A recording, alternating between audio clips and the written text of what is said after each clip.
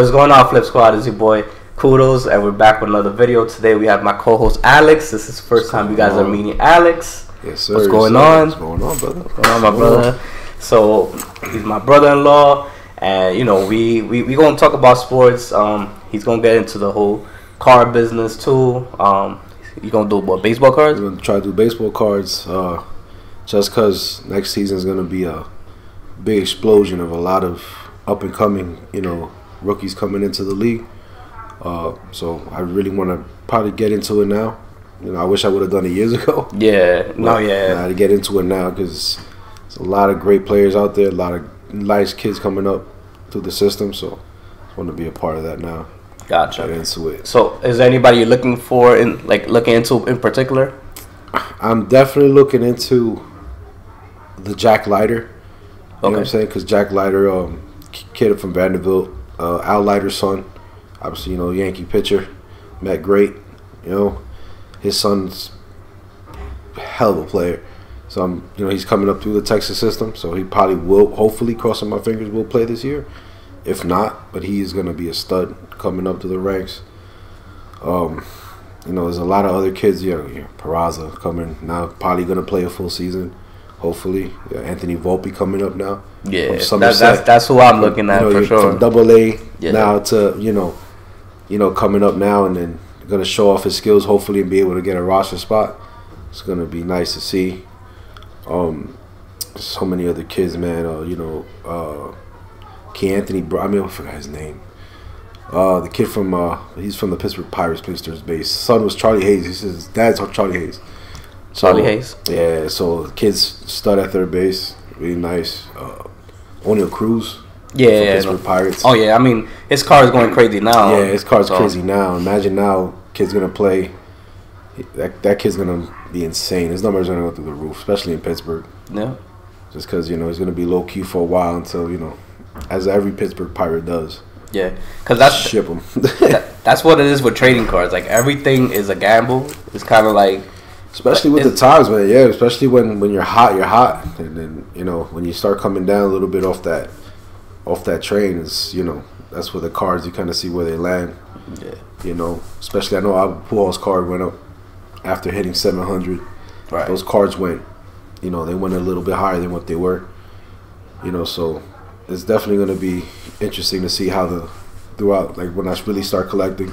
Gotcha. How we're gonna see how the numbers flex, especially with the MLB. Yeah. So yeah, I mean, it depends with the market too, because sports cards they took a jump during the pandemic 2020, and then it's it went up so high to the point where you're gonna see a decrease in the next couple of years. This is kind of impossible at the moment to have the same exact numbers. Yeah. But it's. You never know. I could be wrong. In the next couple of months, the next 6 months, it could It could get back up to where it was in 2020 or even better. A lot of people are coming into the hobby, so I feel like that's one thing that keeps me positive moving forward. Oh yeah. No, you have to kind of. It's kind of it's like with anything, with investing, stock. You're investing your money into these things, assuming that hopefully one card is the it card. Yeah. You know what I'm saying? It's when Michael Jordan got in the league, you know what I'm saying? They this great kid from UNC, and then they go out to get this card and they hold on to dear life for it. God knows, how much now Michael Jordan rookie card is going for. Even LeBron's rookie card now, it's a crazy amount of money. Just holding on to that card now. Right. And so now you imagine now, especially with how the NBA goes, it's you could either be a hit or miss. Yeah. So. The one advice I give everybody is when you collect any card, buy any card, even if you're planning on flipping it, get something you like. Because at the end of the day, how I see it is if it's something I can't flip, it's something I'm more than happy to keep. Yeah, exactly. So it's kind of more sentimental. Yeah. There's I guess certain things you want to have some type of sentimental value for. And then, certain things that, hey, if I can get this real quick, hold on for it for a little bit, see how hard it goes. Get rid of it, and with that, now you can buy other things. You can go get a little bit, of other cards and stuff like that. Okay, so I want to take this episode to introduce you a little bit. I feel like my viewers already know who I am and where I come from. I started off with gaming, and then basketball cards are a little hobby of mine. I know you focus more on baseball, so I like that little like kind of like 50-50 down the middle where like I know about baseball, I know about basketball, you know about basketball, you know about baseball, but I just feel like you'll bring that baseball aspect, that football aspect to the podcast, and I'm mainly gonna focus on basketball cards. 80% of the time you're gonna be hearing me talk about basketball cards. I just have a big passion for them.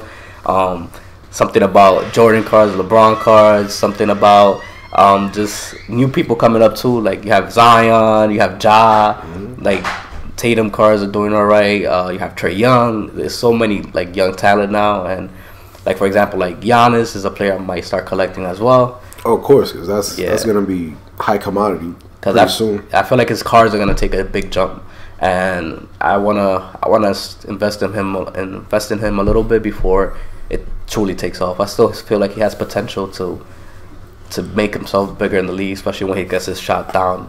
Oh, it's gotten better throughout the years, so yeah. But yeah, definitely. But yeah. So going back to introducing you, I just want to know how you got into sports, and what's your passion behind it?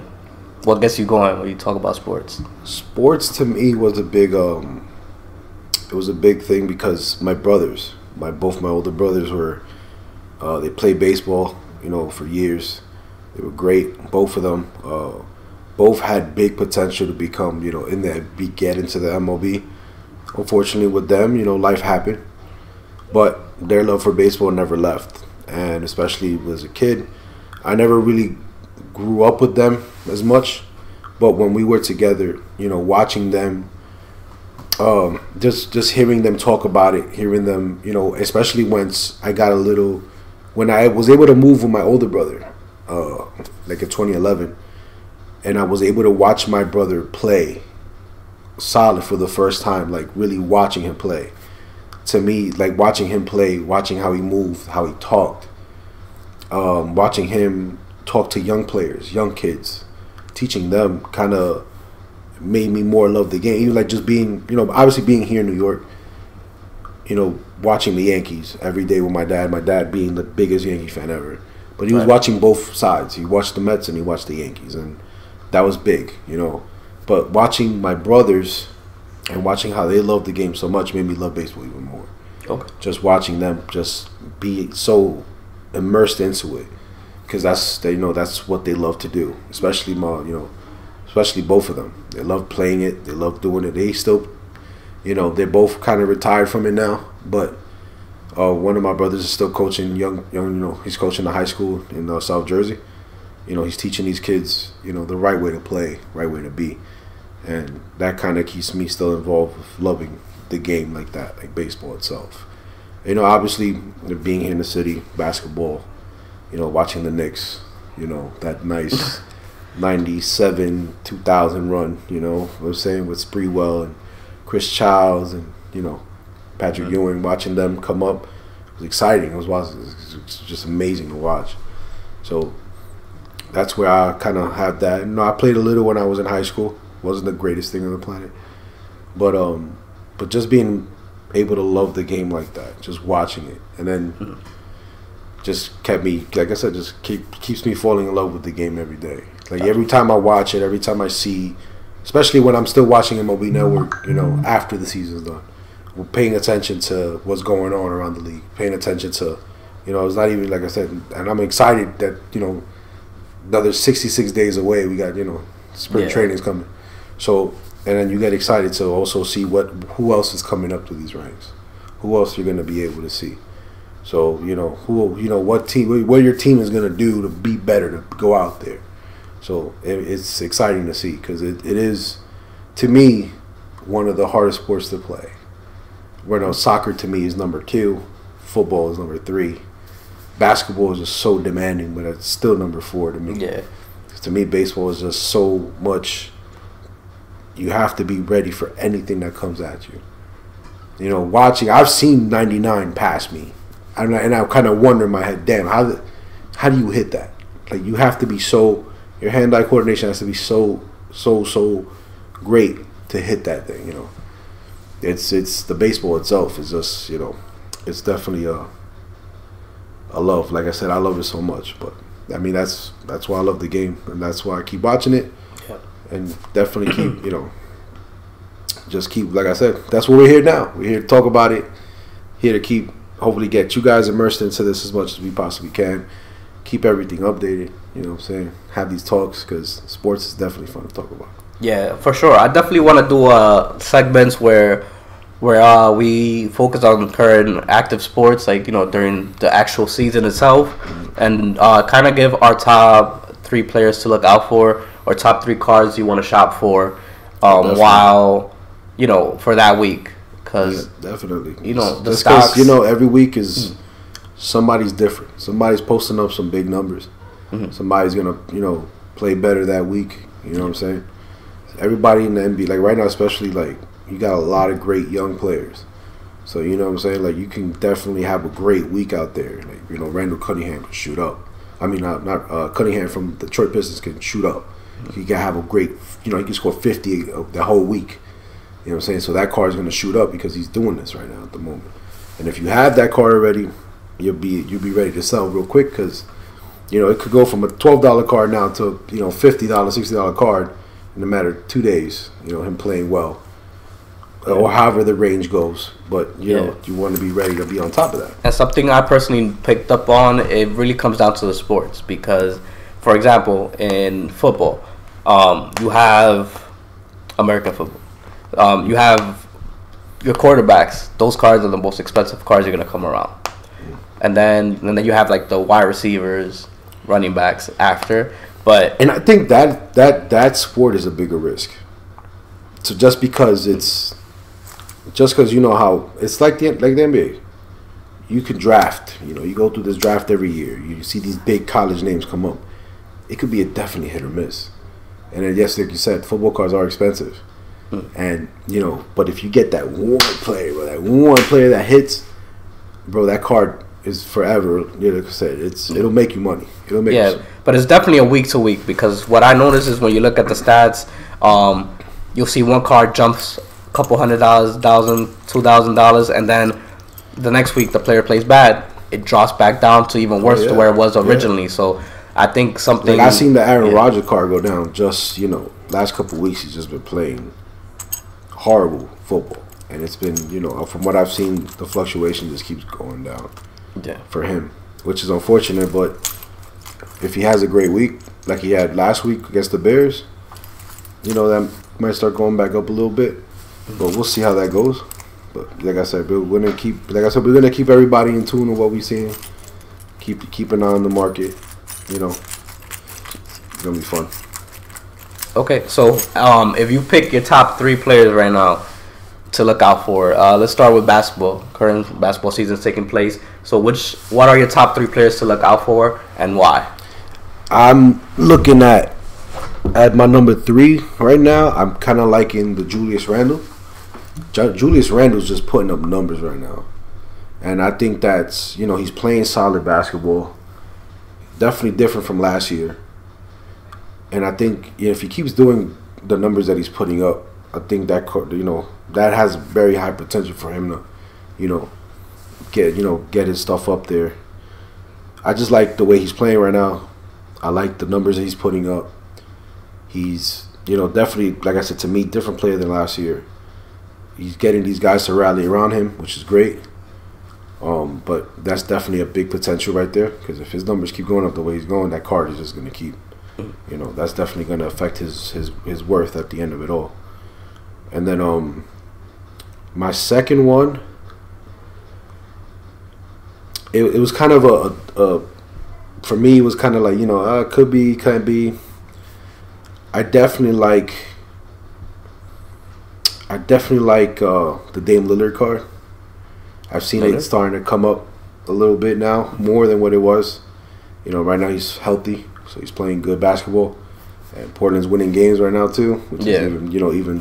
Simons is coming up too. Yeah, Simons' card is definitely taking a rise too. So he's making everybody around him play better, which is definitely good. Good side for Portland, but at the same time for the card itself, Anthony Simons, those type of players, they're definitely getting a boost. So those are definitely that definitely just in general, just watching Dame Lillard himself, watching the rest of that team starting to gel together. Everybody else gets a little boost because they're scoring. You know, they're doing their thing.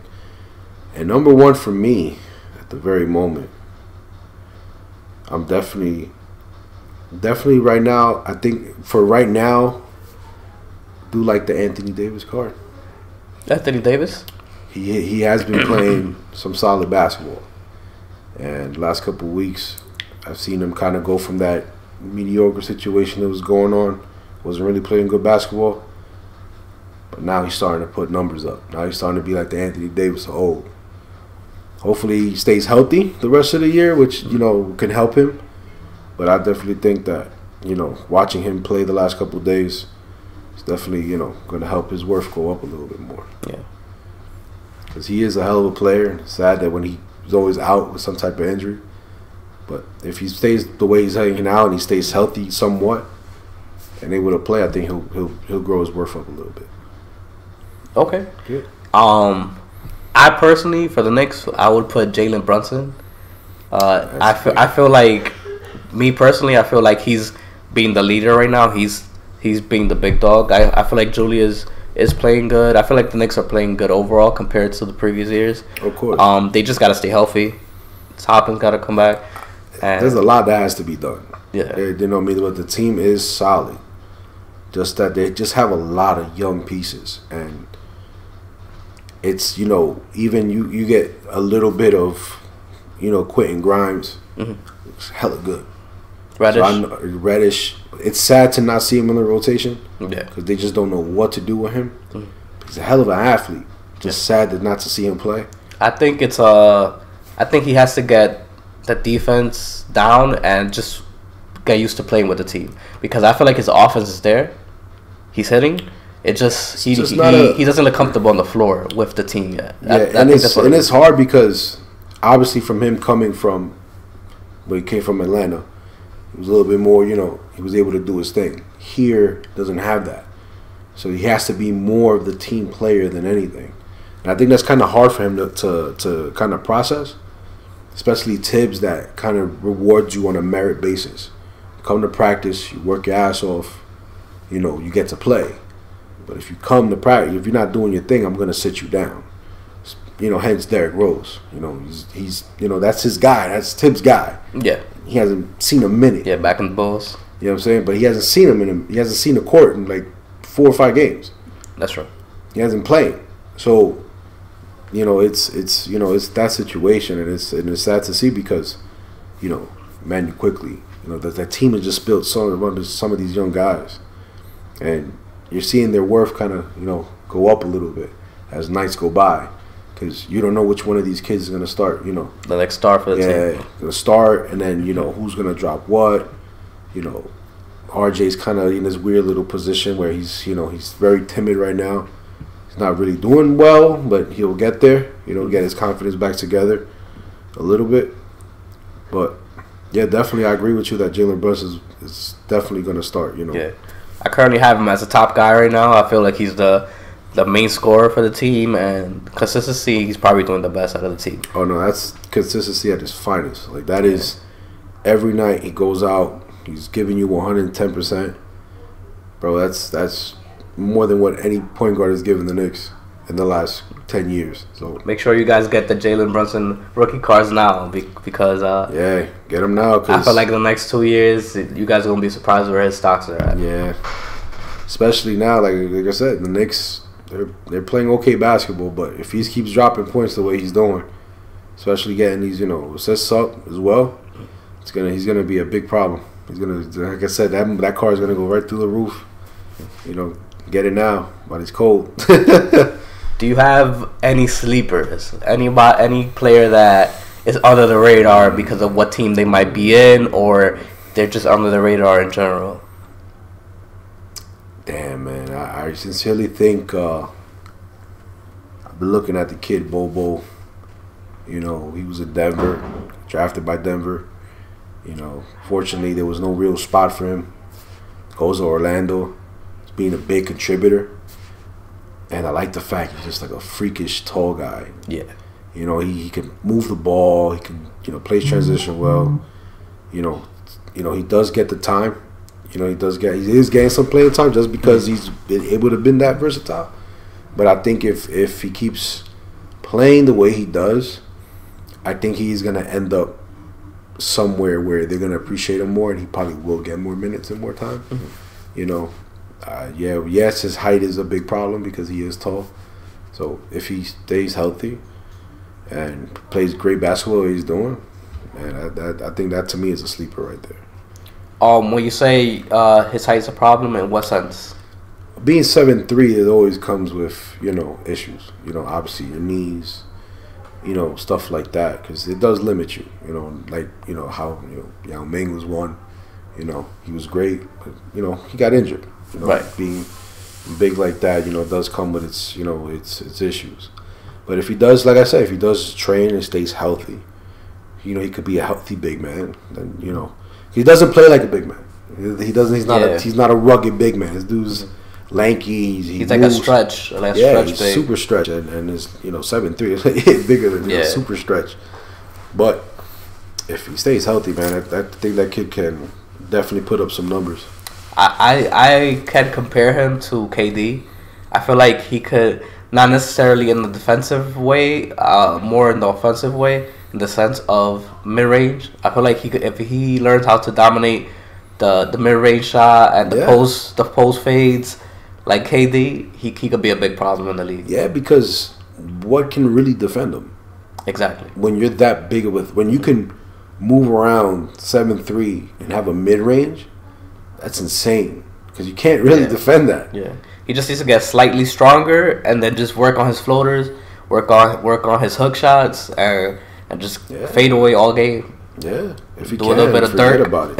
and that's it. No, definitely a little bit of that will get you a long way. Yep. Especially now. Definitely. And then the defense will come with time. You know, he's naturally athletic. Yeah. He's just so tall to the point where it makes him a little clumsy. But I just feel like if he gets stronger, everything's gonna change.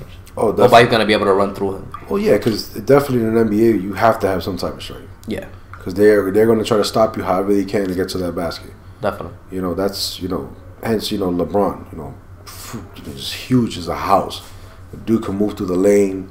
He can get bumped. He's just gonna chew. He's gonna eat right through it and get to that hole. So if he can get strong, man, I sincerely think that kid can be worth. He's worth more than what he looks. You know what I'm saying? So. Yeah, but then again, LeBron's uncomparable because the amount of time and money he puts into his body to maintain it year to year is insane. Yeah, that took years of development. That takes years to a lot of dedication, a lot of money, you know, to pay for that kind of conditioning. Yeah. So I mean, I doubt that he's not able to afford that. Yeah. You know what I'm saying? He able to get that. He just got to figure out a way to get stronger. Next question is controversy. Who is your GOAT? Who's your GOAT in basketball right now? Ooh. All time? Or we're talking about like currently in this current NBA? We could do both. All right. So all time. Who you got all time? To me, it's Michael Jordan. Michael Jordan? Yeah. Okay. You got to understand that obviously every era is different in basketball. You know, you can't sit here. I don't like the whole LeBron and who's the GOAT. Two different eras of basketball. You're talking about Jordan was playing in an era where physicality was everything, bro. And when they didn't want you scoring the bucket, you was either going to get punched in the throat, punched in the stomach, you was going to get a knee somewhere, and y'all were fighting.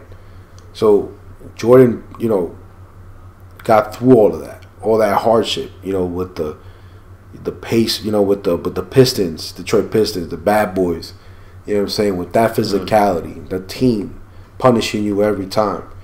You know, Boston Celtics, Larry Bird, all those great teams that Jordan had to get through to get to his pretty much all those NBA finals, all those championships that he won, just dominating. His body just took punishment, but he was able to, still at his age too, he was just still dominating. And I can never, like I said, I can't see somebody else, you know, being my GOAT in that era. You know, no disrespect to Patrick Ewing, you know, John Starks, Ron Harper, you know, those guys in that era. But Michael was Michael, man. It's just a freakish athlete. And if we're going to go now into these, I'm going to say like the 2000 era. To me, Kobe Bryant was that might go to that era. You got Kobe over LeBron? Yeah, I definitely got Kobe over LeBron. There's no other player that I've probably just watching him play is mesmerized. Just watching him control the floor, watching him do what he does every single, like just watching those games. When I was able to watch those games, just watching Kobe just dominate, play basketball. What he loved to do was his work ethic. Though that work ethic is insane, and not saying that LeBron doesn't have that, but Kobe just whatever that dog in him, he had it all the time. It was just clockwork. Yeah, I want the ball. Give it to me now. I'm gonna make something happen. Okay. And that's to me is an ill mentality to have every time. Even when he changed his jersey number from 8 to 24. That was a big thing for me because he did that. He was like, nah, man, that to me represents shot clock. You know what I'm saying? That to me means everything to me. Those 24 seconds are, what matters to me the most. And bro, he's just sick. He was just so fucking sick to watch him play. So sick, man. It's just sad to see him go, especially the way he did. But yeah, he's definitely a GOAT. R.I.P. to Kobe for sure. His daughter too. Definitely, yeah. Yeah, but she would have been a beast too. Oh yeah, she would have been. She would have been crazy, going crazy in the WNBA. Yeah.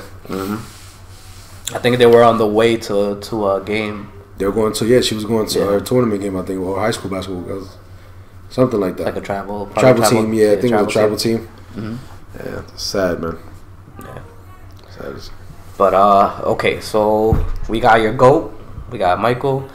Who do we have at your current GOAT? Or to make it a little more fair, in the next 10 years, who you got as the GOAT? After LeBron's gone? I don't think he's ever going away, bro. I don't think LeBron's retiring anytime soon. But when he decides to finally leave, I have a really big feeling that John Morant is going to be that guy. If he just shows so much talent, so fast. He just can play, bro. Just watching him play, it's insane. And just like I said, it's just watching him play, and then what he does on the court means a lot. Just watching him see it. And I think that John Morant is going to be one of those players that he's just going to be the face of the league. He's going to be there. He's going to be right up there. If it's not him, which I doubt, it's not him. Man, so many good ones, man. At first, I personally will put Luka. I feel like Luka's gonna be that next LeBron in the league if he continues to be healthy. Ja, I see a lot of similarities in like Westbrook. I just feel like he needs that really one bad injury because you have to understand he's young. I feel like if he gets injured down the line, it's gonna cause some problems for him. He's not gonna be able to jump as high. I just think that. Yeah, I understand what you're saying. I just feel like your shooting, your overall play, just that athleticism is more important in the league. Just because when you do age, there's wear and tear in your body, and if you have a jump shot, your jump shot's not going away. Oh no, definitely. But I don't know. For some reason, I just see him. Yeah, because all it takes is that one time. That one bad injury is done. Yeah, that can either make you or break you. Kobe knees was going trash, but he still managed to find a way to be able to, be able to play, at that level. And then you have players like Derrick Rose. He had a promising future. He got MVP and everything. I thought he was going to take over the league, and then out of nowhere he just gets this crazy injury. And it's not just one; it's both. Yeah, and then you have people like Paul George that have horrible injuries too, and then they come back and they're playing pretty consistent. He's playing pretty good in the last couple of seasons. Yeah, and he's been keeping healthy for the most part. Yeah, and I thought it was going to be the same with Kawhi too, but Kawhi's just been. It's insane how long he was out. Yeah, it just keeps. And I don't feel like he's getting real good minutes yet. Yeah, and the Clippers are one of those teams that I just don't think they were built the right way. You know what I'm saying? I think they just needed a couple more different pieces. Yeah. But Kawhi just, to me, would have been maybe not the face because he's very docile. He was a very quiet guy. But just would have been right up there. Something like to that effect. But it's just him being hurt. It's sad to see. Yeah, it's sad because it's like, you know, those injuries kind of set a day. They put you back a little bit. Yeah, put you back. But hopefully he can stay healthy and keep playing. Definitely keep playing. But Luka, man, I don't know. I like Luka. Luka Doncic to me is definitely could be that guy. I just don't think that. I don't know if maybe it's the team. To me, maybe the team that's assembled around him right now is going to be able to get him to where he needs to go. Remember, the West is challenging in itself. You know, when you got the Warriors as good as they are, you know, obviously, you know, when you got, let's say, the Lakers when they're hot, when they're ready to go, when they're playing good basketball, big challenge. The Suns, you know, now being a part of that. That to me is gonna create Luka a problem because it's kind of like I said, he's the face, he's there, but that ring matters too. So you feel like the team's gonna hold him back? I think the team's gonna hold him back a little bit. Mark Cuban's has got to figure out a way to get better pieces around him. I think he needs that one player that can help him out and get him to like. He needs a Scottie Pippen. He needs to find a Scottie Pippen because everybody needs a Scottie. Doesn't matter how big of a star you are. You need your Scottie. And once you have that, I think it'll make you so much of a better player because you need that one guy to be reliable. It can't be just you all the time, bro. It can't be just no. You need to be able to have that other hand come pick you up when you're down.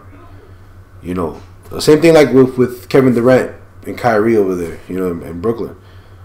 You know, those two guys are, you know, they're nuts. You know what I'm saying? They can go. Each of them could drop 30 in the same game. That's how good they are. Yeah. But if one goes down, you still have another when another one decides to play. Because if Kyrie says, I'm not playing today, guess what? Yeah. You got no Kyrie.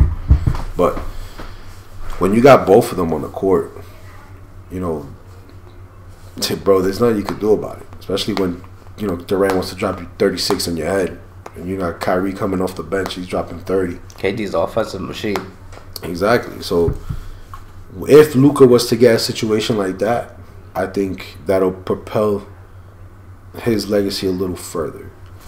Okay. That's a really good perspective on just building the right team around him so that he can get those chips. Because if you're not getting chips, unfortunately, you can't be viewed as the next. Because it's going to be one of those situations where you're going to end up like Patrick Ewing, Charles Barkley. Yeah, you got all the stats in the world and blase, but that shit, you ain't got nothing to show for it, bro.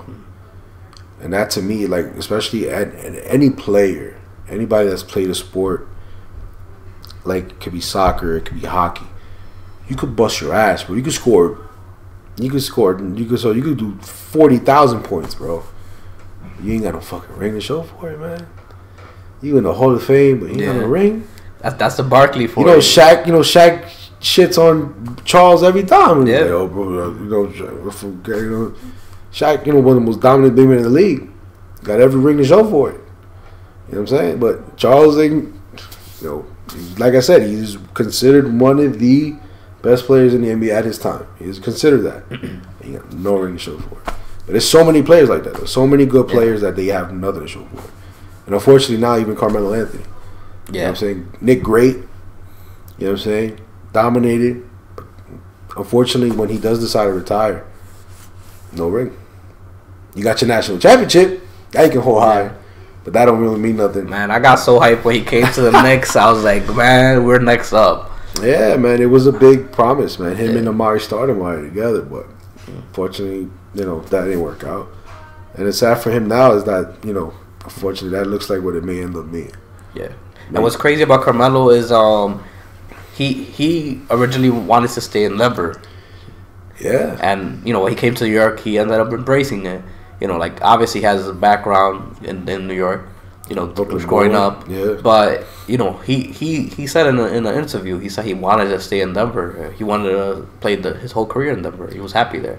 Yeah, because, that team situation, like I said, they had a solid team. Yeah. When you look at that team, with J.R. Smith, I think it was Raymond Felton. You know, they had Ravenfield at some point. Yeah, he was there. I mean, they had Martin at some point. Kenyon Martin, Marcus Camby. Mm-hmm. You know, that team was solid. You know, they were competing. They were there. They just needed that whatever they needed, but they were there. I remember where they got Allen Iverson for a couple of seasons. short while. Yeah, Miller. That was insane to see them play together. Yeah, but just that team what Carmelo had around them at the time was solid, and it was unfortunate they just never got enough to push it to where he was able to get, you know, at least get into farther than what he got into. But that team was built really, really solid, and the Knicks give up, you know, half their team, and then some. I think maybe a concession stand too. They had to give up to get Carmelo Anthony to come to New York. But yeah, he, like I said, he played his heart out here, but he got nothing to really show for it. I guess that sucks. To me, that sucks the most. To watch some of those guys go, you know, retire and got nothing to show for it. Some people, I guess their legacy sometimes matters and sometimes it doesn't. But we're not in Carmelo's head, so we don't know. So a little fortunate for that. So talking about next up and everything, in the sports cards world, they like saying the new generation players, the current players coming up, rookies. I want to show some cards I acquired. So I just recently got a base Zion rookie. You know, I feel like the market on this is changing over time, especially the way he's playing now that he's back. You a healthy Zion. Even having a base card is gonna jump up. I think in the next couple of years, a base card, a Zion base is going to go above the roof. And if you have your silvers out there, your silver prisms, you want to hold on to those as well because they're going to go up in value, especially if they make it to the playoffs. And right now, and the way he's looking, like I said, top four. And the way top four, and the way that team is built, they're young, they're hungry. He's hungry because he just wants to be able to play basketball. And the fact that him staying was a big thing too. I think him not giving up on the Pelicans was a big thing because he saw the team how they were, and I think they were trying to be able to gel that team to say, "Hey, look, we can do this." And then last year was a big proof to him. You know, that jump. You know, getting the guy from Portland. Damian? No. Damn, bro, what's his name? His buddy, Damian Lillard, second, the shooting guard. Zach Simons? No, not Simons. You're talking about. Sorry, you talking about New Orleans picked up McCollum. Yeah, sorry, McCollum, and that's a big. Yeah. You know, that's definitely a big because it helps. Yeah. You know. He's definitely spreading the floor.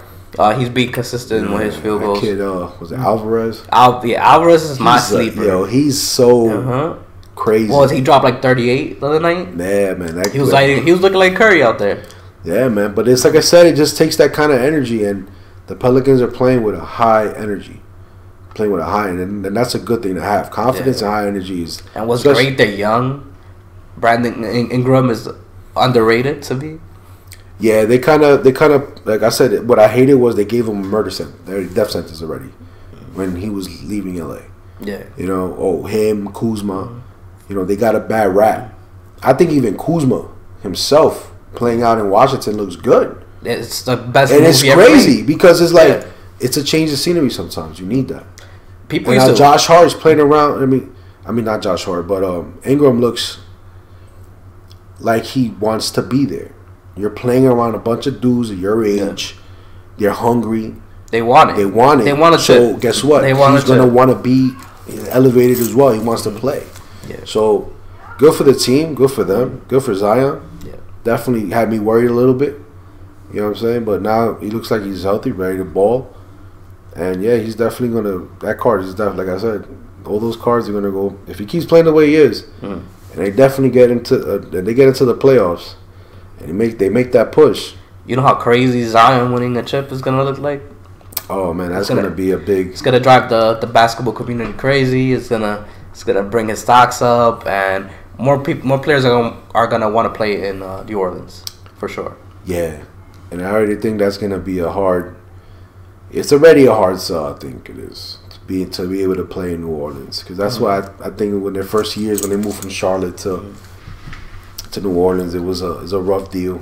Nobody really liked being in the city. But now with them winning and having that culture, I think that's a big thing. So any big name would want to be a part of that. And I get that loyal vibe for Zion. I would love him to have him in New York, but deep down, I just know he's gonna stay there for a while. Yeah, I think if I don't think he'll have a. I mean, it really depends, man. It really depends on how he cements his legacy. I mean, that to me is a big thing. You know, players, if they see they want to, you know, I did my thing. If he has a kind of like a change of heart where he's like, I did everything I can here. I gave him my heart, but I just feel like I have to do it somewhere else. It can't be here. But if New Orleans keeps playing the way they're playing, and they keep showing him that you know that consistency, he'll stay. He'll stay. He'll be a forever Pelican. So it'd be unfortunate, but you know it is what it is. Yeah. I thought we even had a shot to trade for him. You know, when he was going through his problems and his issues. You know, I thought the Knicks were gonna, you know, try to get him on, play with RJ a little bit, get that Duke blood running through that whole system. But once RJ came to New York, I was like, oh, that's perfect. He's gonna. Yeah, I sincerely thought that was gonna be it. Even with Cam Reddish on there now, you know, they all play together. That would have been a big, you know, big situation. But might even get Mike Krzyzewski out of retirement. Just bring them all to New York. I mean, bring them all, man. Having Duke players is not a bad thing. Yeah, but yeah, definitely, man. It's good to see. I guess I like to see the level playing field. You know, there's no more that, you know, all this team is trash. Even to me, like watching, like sometimes when I catch the highlights of Sacramento Kings, you know, they're young. But they're hungry. They're playing. It's not like they're just taking L's out here, like, you know, losing 110-0. No, they're trying to play, and as you can see, a lot of teams are really trying their best to put good teams together. It's just hard to keep those big names when, you know, everybody out the bigger market teams are offering you. It's just exciting because a lot of rookies and young talent in the league right now. It's great for the sport of basketball. I mean, it's great for everything because it's great for the cards. Yeah. You know, it's great for the memorabilia collectors. Mm-hmm. You know, stuff like that. Especially when the team, you know, look at Philadelphia. Mm-hmm. You know what I'm saying? A team that was really haven't seen much going on since Iverson's days. You know, back even when they made it to the chip with Allen Iverson, and now to see, you know, that team come from where it was to now with, you know, when they had Ben Simmons and they had Joel Embiid and that whole situation now with them with Maxey and Harden, that team just looks like they can't lose. You know, they're solid. They're just playing solid basketball. And they got to stay healthy. Yeah, definitely got to stay healthy. Boston's another one. Boston, you know, to me is a big, to me, a lot of people, I don't know if they like sleep on Boston or whatever it is. I don't, like I said, that team is just solid. You saw what happened last season. Yeah. They couldn't get past the Warriors, but they got there. They got there. And they were young. Like I said, they're young, they're solid. Fortunate when Ude Udoka, you know, that whole situation. Because I think he was definitely running that team. I think to me personally, that was, you know, he was running that shit tight. You know, the kids were playing ball for him. They were playing for him. They were playing for themselves. And to lose that, you know, that leadership to an unfortunate situation on his behalf, I'm not going to get too much into that. But that team is still solid. And that team is still playing good basketball. You know, but yeah, most of those down teams are starting to, you know, pick themselves up a little bit, which is good to see. Because it's good for basketball. When everybody's competitive, everybody's playing, you know, especially the playing now, too, makes a big fucking difference. So, you know, hence, you know, all those lesser teams that are, you know, 10, 9, 8, they'll be able to get in, you know. You don't want to aim for 10 to be 10th and have the playing all the time, but you already know that you have a chance to beat who you got to beat to get it. Right. So, you know, it's not like, oh, you know, we're trash. Nah, fight. Keep fighting and you'll get in, bro. Gotcha. So it's definitely good for the league. It's good. Especially how the East is run, you know.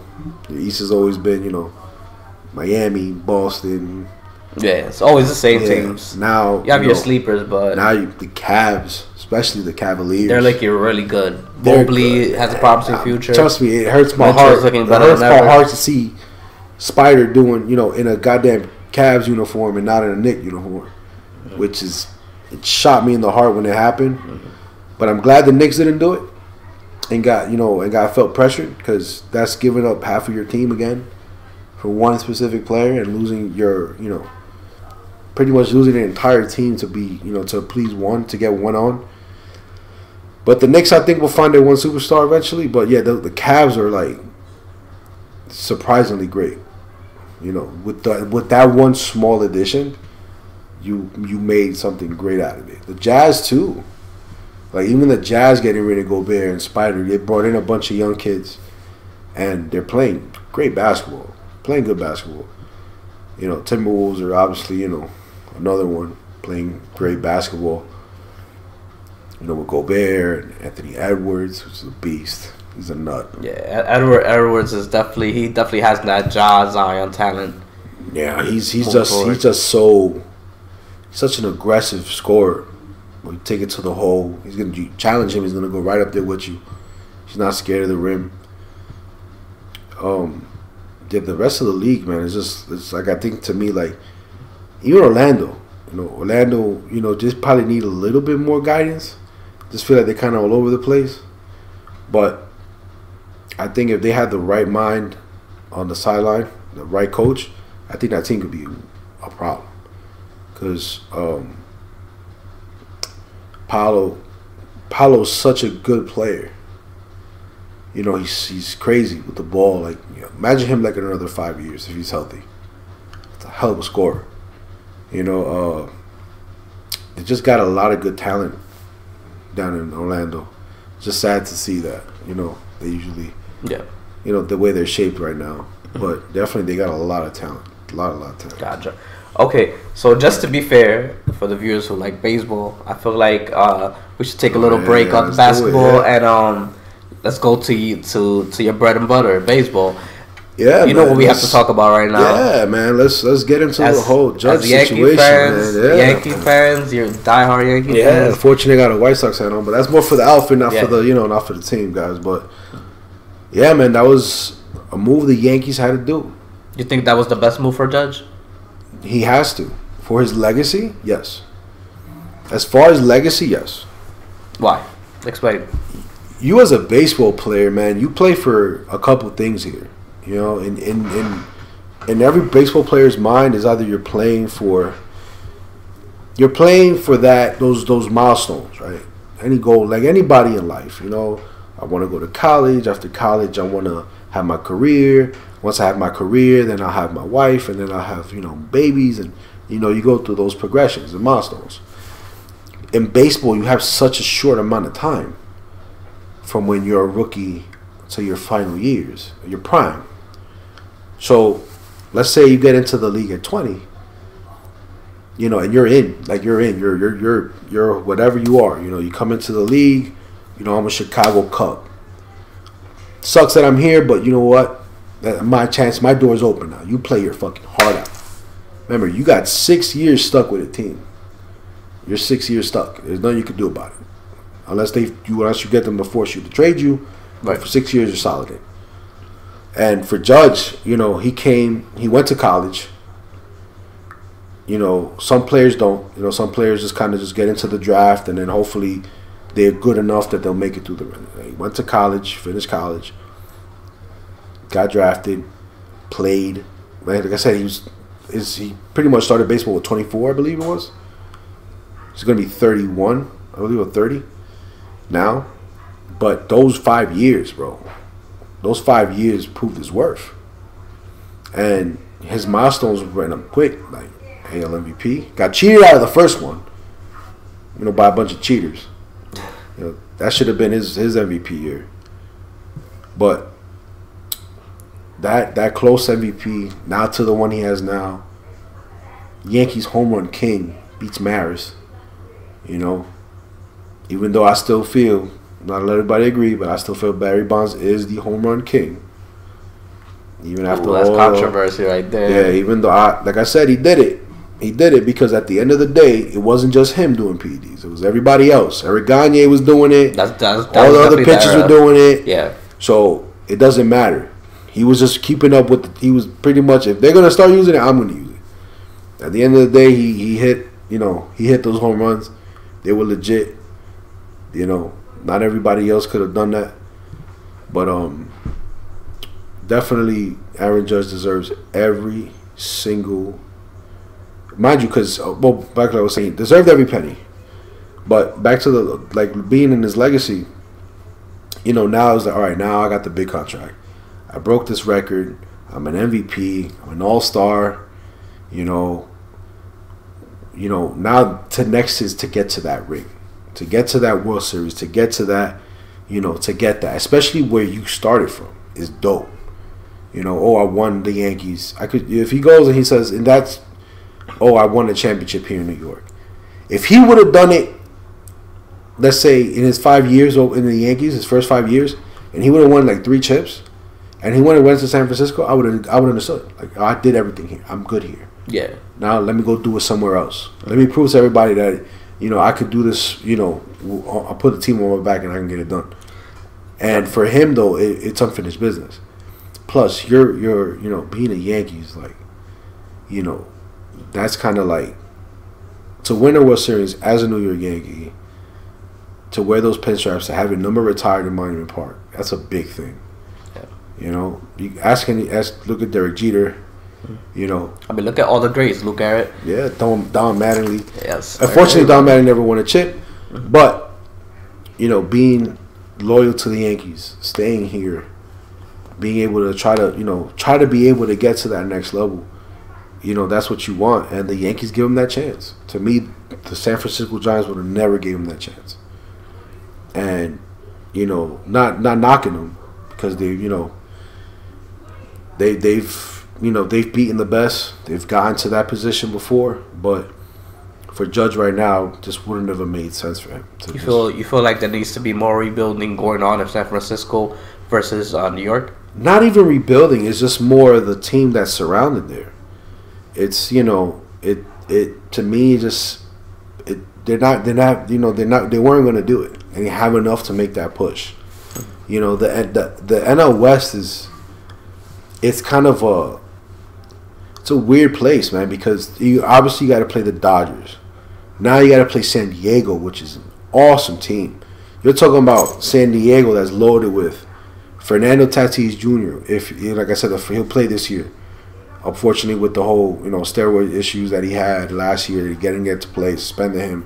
He suspended the first 20 games. You got Juan Soto now on that team. You got Xander Bogaerts now on a big contract. So the NL West is just a hard place to win. Yeah. When the Dodgers are still winning. Now you got San Diego winning. It's just hard to be able to get past those two to be able to get there. You got to be kind of equal to them, and you got to spend the money. And I get it. They were trying to. But Judge just made it seem like, he knew where he wanted to go. He knew where he wanted to be. And he had to do what he had to do to be able to get paid that money. How many home runs do you think he's going to get this coming season?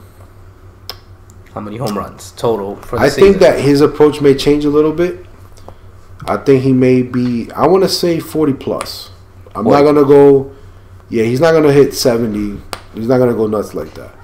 But I think he's going to focus more on, hopefully the Yankees get him a little bit of help in that lineup and be able to protect him a little more.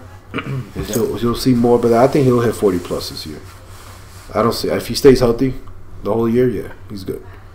I think he'll hit 40 plus, which is good, This is good for him, good for the Yankees. Just we got to see what else the Yankees do. But, he knew where he wanted to be. And any player that wants legacy, is going to stay where he's at. And, especially being in an organization like the Yankees. And that's a big thing. You can't go from here and go, I'm going to go to the Cubs. You're not doing nothing there, bro. You're going there to die. Yeah, the Yankees got the track record. Look at all the World Series they won in history. At the same time, they're doing something right over time. Yeah, Because they have to. We're spoiled. As fans, we're spoiled. We don't want to see, you know, they're not in a position to be like, oh, we're going to tank this year and we're going to build from the ground up. Yeah. Not like teams like Cincinnati and Pittsburgh. And, you know, unfortunately, those teams, you know, they have their days, they have their years where they're solid, but just never get past that hump. And unfortunately, once they do, or the Marlins per se, you know, they said some years they looked like 97, like in 97, you know, they were great team, you know, solid team, but then they dismantled the team. You got rid of everybody. They didn't have enough money to pay anybody. Had these kids for years, all of a sudden now, boom, we had this big resurgence. They win the World Series, we got rid of everybody. 2003 was the same thing. They get to the World Series, they had great players. They got to the post, they beat the Yankees in the World Series, and got rid of the team because they had no money to keep everybody. So, you know, the Yankees can't afford to do that. They can't afford to lose every season. They can't afford to say, oh, we could throw this away when your team is worth $7 billion.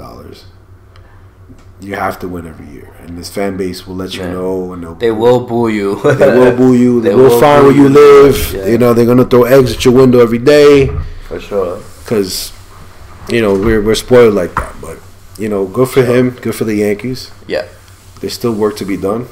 You know, hopefully they'll keep, you know, wheels turning and hopefully get, like I said, their left fielder, get something going, get another starting pitcher.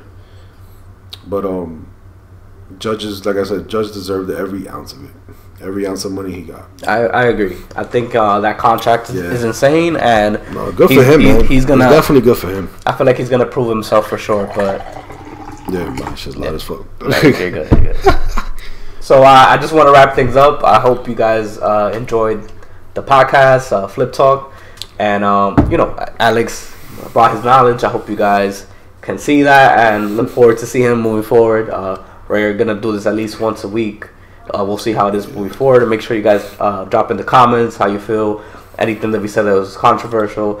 Let us know how you're feeling. And then, you know, make sure you drop a like, subscribe, Flip Squad. You already know.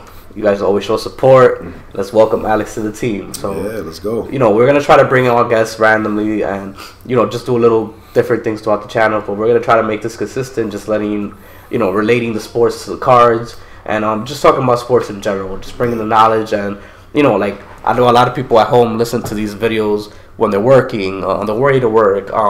So, you know, we want to definitely get into the podcast world. I just feel like podcasts are just growing in general, and they bring so much knowledge. Everybody has their own opinions about, you know, everything.